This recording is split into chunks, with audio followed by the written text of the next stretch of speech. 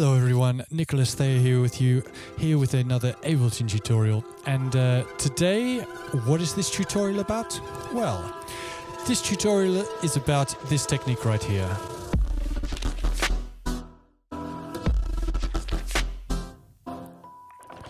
So this is a piece called On Reflection from an EP I put out last year.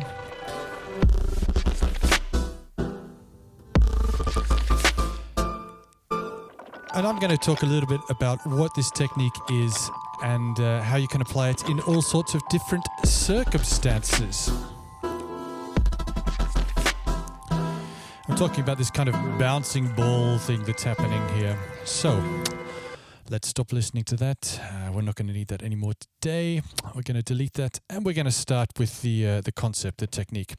So what I'm going to do first is bring in a wavetable, just a blank wavetable like this.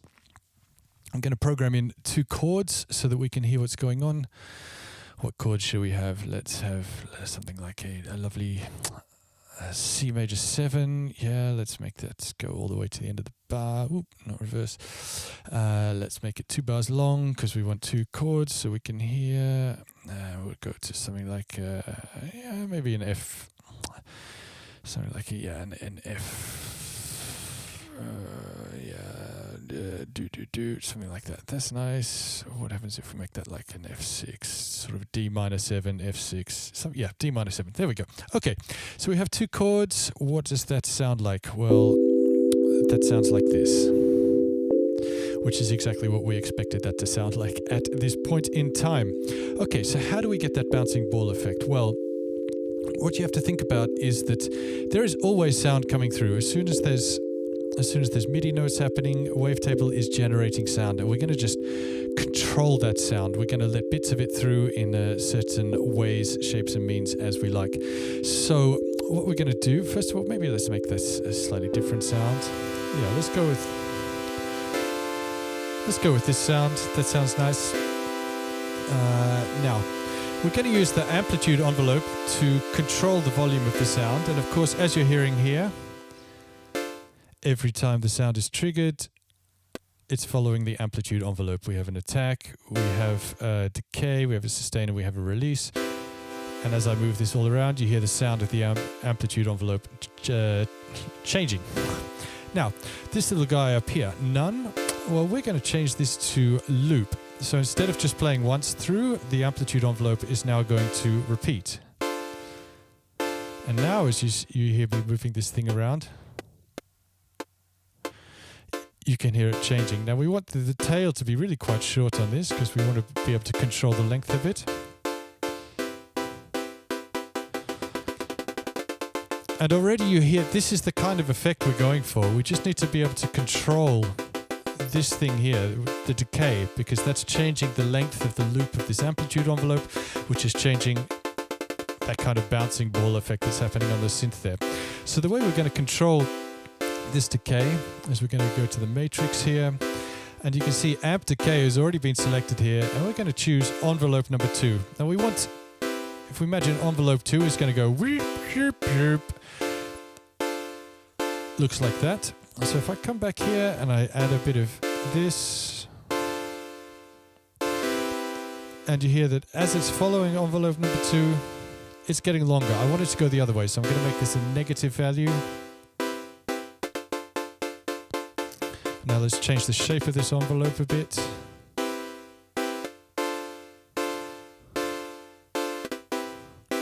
Not quite right, we're getting there. Okay.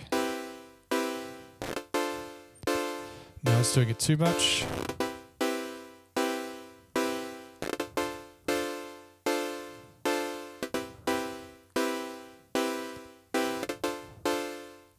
Where's the sweet spot? Okay, I think this is now going down too fast. We want it to do a bit slower. There we go.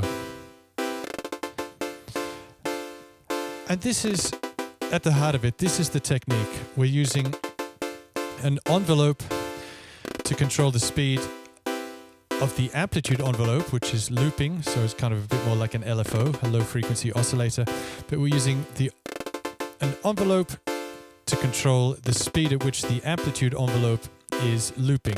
And we're getting this kind of bouncing ball effect. We can change the amplitude envelope slightly to achieve slightly different sounds. Sort of more of a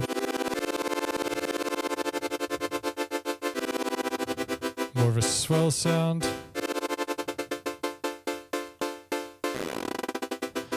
And you find the sweet spot yourself. It's a little bit different each time, a little bit different each chord. Okay, so that's the basic technique. But let's imagine that we're not playing a synthesizer, because what's happening there is that this envelope is being re-triggered every time a new MIDI note comes in. We hear it coming in.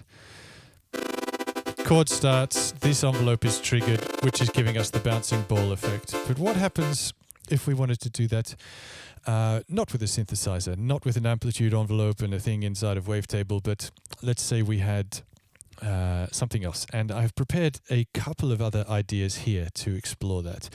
So I have, let's start with exploring. We're going to press stop on you. We don't need you anymore. We're going to listen to this. This is a piano sample. It's from Ableton samples up in here. So we're going to imagine that we want to do the same thing on this sound. How might we go about that? We don't have amplitude envelopes. We don't have all of that synthesizers. This is just an audio loop. So taking the technique, taking the idea, we want to start with something that can control the amplitude, control the sound. So we're going to start with a utility plugin.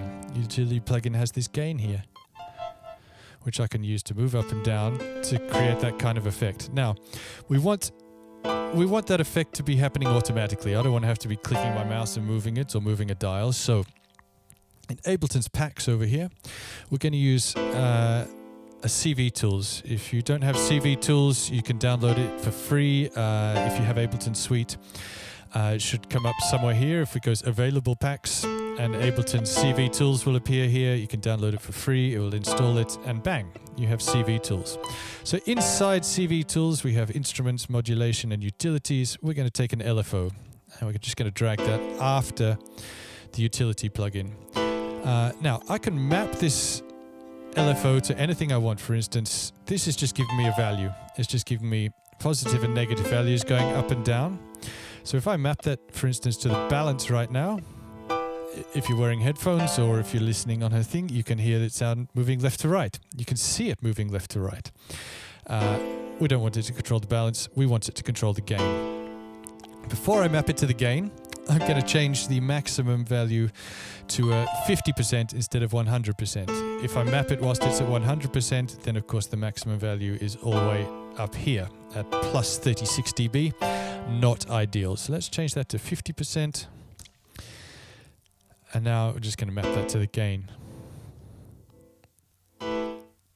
First step achieved. We have something that's controlling the amplitude of the sound up and down. Now it's just a matter of controlling the rate at which that is happening. You know what? I'm going to make that go to 60. Let's give it a little bit more. So we can control the rate with another LFO. We could control it with a CV shaper. Let's do it with a CV shaper.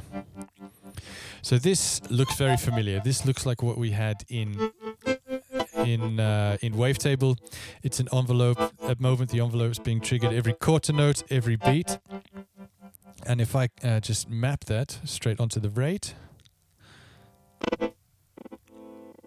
you can hear that it's having that kind of effect. And again, maybe I want to constrain the values a little bit.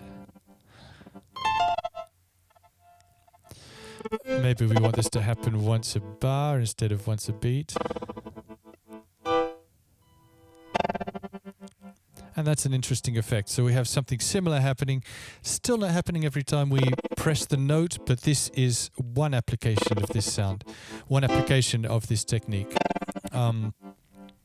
Let's try something a little bit different here. Let's, instead of using a CV shaper, which is an envelope doing this, we're gonna delete that. And instead we're gonna use, over in here, audio effects, and in modulators, we're going to use an envelope follower. So this is taking the volume of the input signal and creating a value from that. So if I map this to the rate, and you can see that every time a sound comes in, it's speeding up the rate of the thing, and yeah.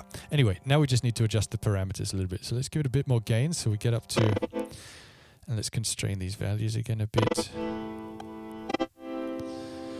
Let's give it a bit of a longer fall time.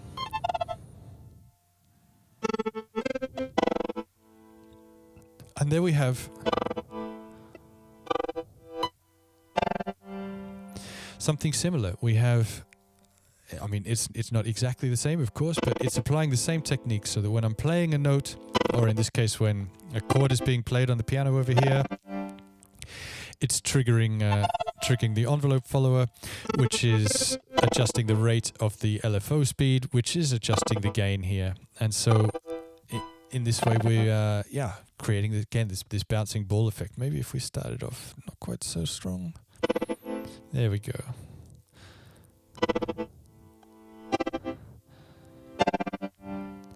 Yeah, that's quite nice.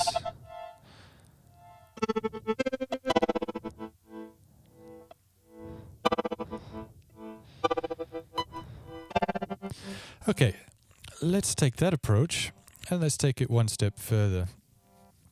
So I have over here another thing. This was the rave table from before. Let's get you out of the way. I have over here another thing that I've prepared. So one part of it is a 3-bar long loop of some strings from a composition I did a long time ago. That sounds like this.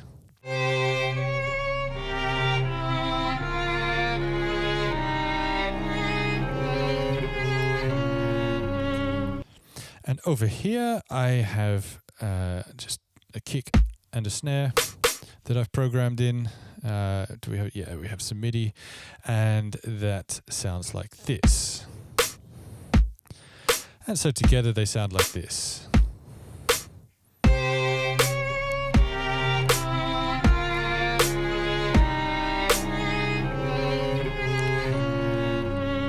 Which is okay, I guess.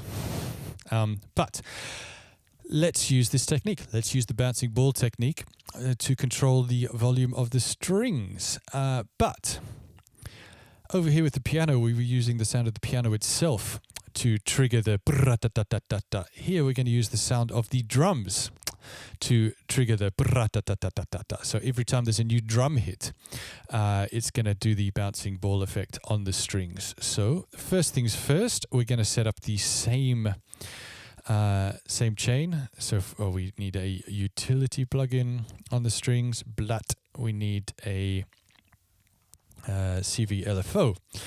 And we're going to constrain that to 60. That worked well, and we're going to map that to there. Now, that currently sounds like this.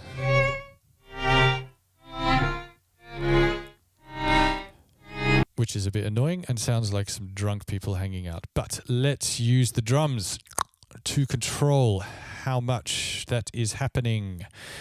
I like using things to control other things. Modulators, envelope follower. I'm going to put the envelope follower on the drums because we want to be taking the volume of the drums to create a signal. And then we're going to just map that envelope follower onto here, onto the rate. Now let's see what happens. So we can see each time the drums are hitting, it's changing the rate over here. Now let's just change a couple of things. Let's adjust this. Let's press play so we can hear. Let's change the range.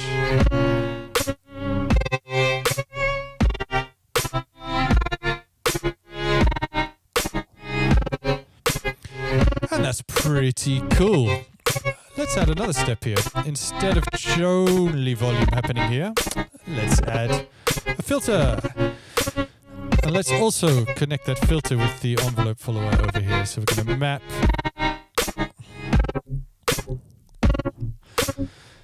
So now the volume of the drums is also controlling the filter frequency. It's maybe a little bit too much.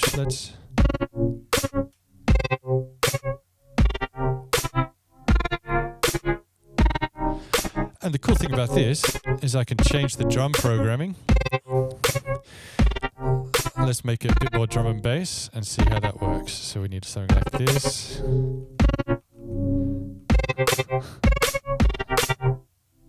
Something like that.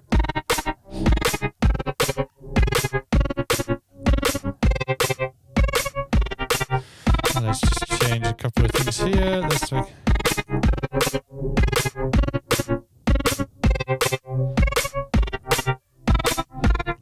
that's pretty cool. Maybe we want it to only happen on the kick.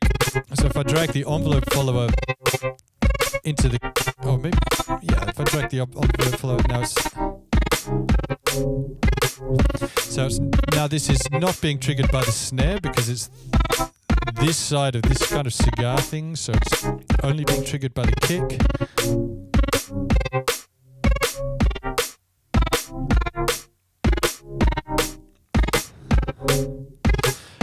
And there you have it. That is the bouncing ball technique. Of course, various applications of this you can use in a live context, like we saw over here with the grand piano. If you were playing single notes on a guitar or any other instrument, this would have the same effect. You can lock it to input from somebody else. So your guitar signal, your piano signal could be being controlled by your drummer in a live context.